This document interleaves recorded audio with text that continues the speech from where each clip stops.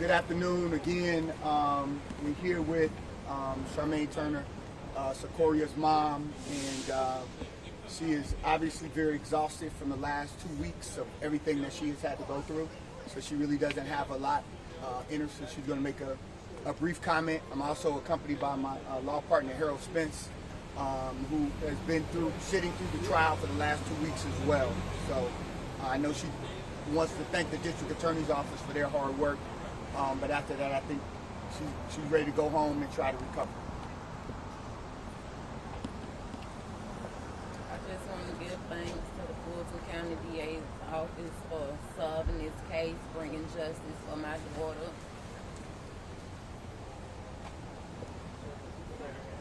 Justice was served, and I appreciate all they have done to get to the bottom of it and the truth. Thank you. Thank you all. We appreciate it.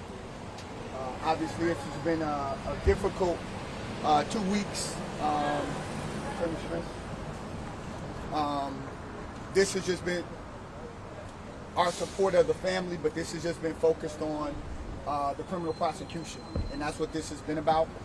It's been the DA's case. The DA has done their job. The family had an opportunity to speak and be heard by the judge, and the judge rendered the sentencing. And so, obviously, full justice will continue. So we'll continue the fight for justice for Secorea, for Ms. Turner, for the entire family.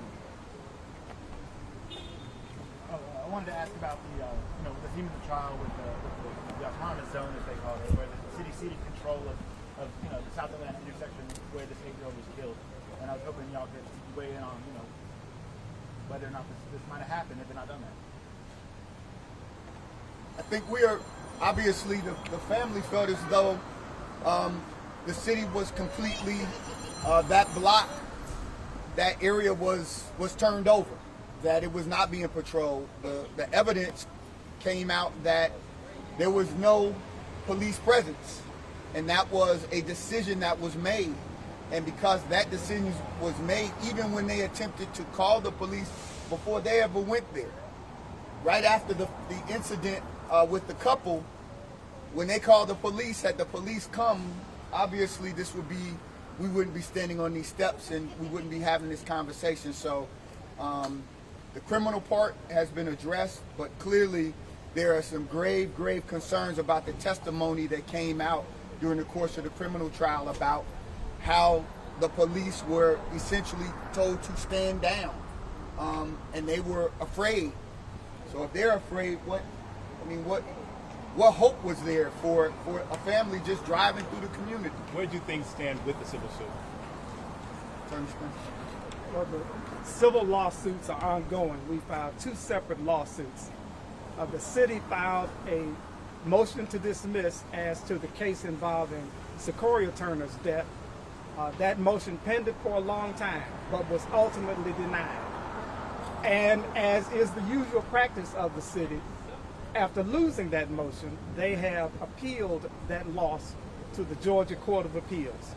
So the case against the city and the Wendy's entities is still ongoing, but it's now in the Georgia Court of Appeals. We look forward to prevailing in that appeal and continuing the march for justice, in this instance obtaining civil justice for Secorea's family.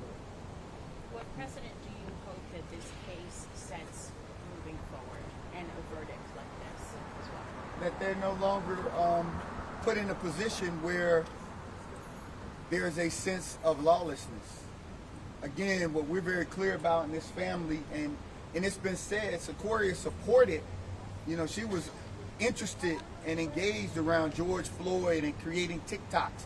So this wasn't about not supporting the Black Lives Matter movement. This was about something that was entirely different. And we're very clear. There were people out there that were there just to lift their voices and to be celebratory and to be in community. What happened to Secorea, that wasn't community. That's not what community looks like at all. And we have to just call it out and not allow it to stand. That we're a community trying to build something trying to take a position. What this family is clear about is they want a better community. But that's not how you get a better community, by having people just randomly firing. Multiple men fired at that car. There are people who are still out there who shot at the car she was in. That's the reality. We're grateful that the DA was able to prove this case, but there are folks that know who else shot at this car for no other reason than they went through this barricade and drove around the barricade. That's the only thing. There were no windows let down.